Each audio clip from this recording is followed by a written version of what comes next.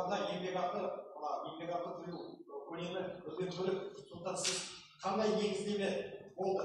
Мысалы, депутаттарда осыны талқылау, осындай сұрақ болды ма? Қандай негіздемеге сүйеніп, елу теңгені осыған қосып отырсыздар? Мен сұрағым осыған. Жаңа Мен сіздерді қолдаймын, мысалы. Жолаушы тасымалдаушы кәсіпорындардың түсімін, соған байланысты оларға ертең салық төлеу. Білесіздер, автобус школалары кетіп жатты, автобустар жетпей жатты, кәсіпорын банкротқа кетіп жатты. Бірақ оның барлығы бұл кісілерді ақылмайды. Біз расында да мемлекет, мысалы, сіздер қанша бұл кісілер нақты табыс табатынын білуіңіз керек. Осы үшін жасалынған.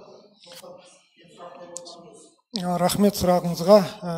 Бағанадан бері енді сессия басталғаннан бері сұрақтарды шыққан, осы сессияға шыққан сұрақтарды депутаттар бір ауыздан қолдап отыр. Оны да осы жерде айтып өткен жөн шығар.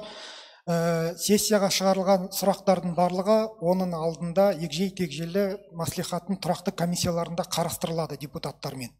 Осы сіздің айтып отырған сұрағыңызда депутаттармен қарастырылды. Арина және мен сіздің алдыңызда айтып өткендей, бірнеше ұсыныстарымыз болды, рекомендацияларымыз болды. Жаңағы жақсарту жолында сіздің сұрағыңызға келетін болсақ, бұл жаңа Көкшетау қаласы айтылды. Енді Көкшетау қаласы Павлодар қаласынан бай деп айтуға болмайтын шығар. Біздікі енді промышленный қала болғаннан кейін, облыс болғаннан кейін әлдеқайда жаңа табысы біздікі де кішкене молырақ шығар оларға қарағанда. Енді сонымен қатар бұл жердегі ең басты мақсаты тариф өсіп отқан жоқ. 80 теңге болып тариф қалып отыр. Одан кейінгі тағы бір айта кететін мәселе, анау кейбір маршруттарды әкімдік субсидиялайды.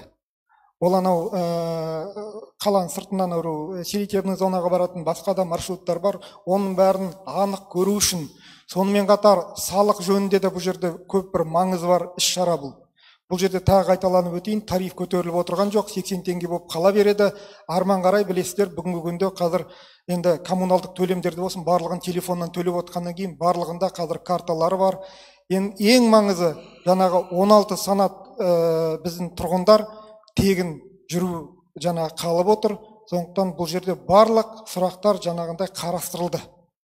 Арман қарай субсидия үкіметтен шығатын, атап айтқанда жергілікті әкімдіктен шығатын субсидияда қай жерге қандай көлеммен бару керек екенді осы электронды немен қана көре аламыз біз, анық.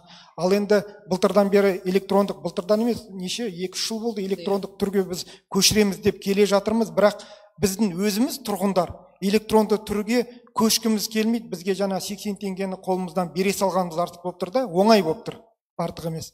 Сондықтан бұны ынталандыру мақсатында осындай дифференциалды төлемді енгізу керек деген шешім қабылданып отыр.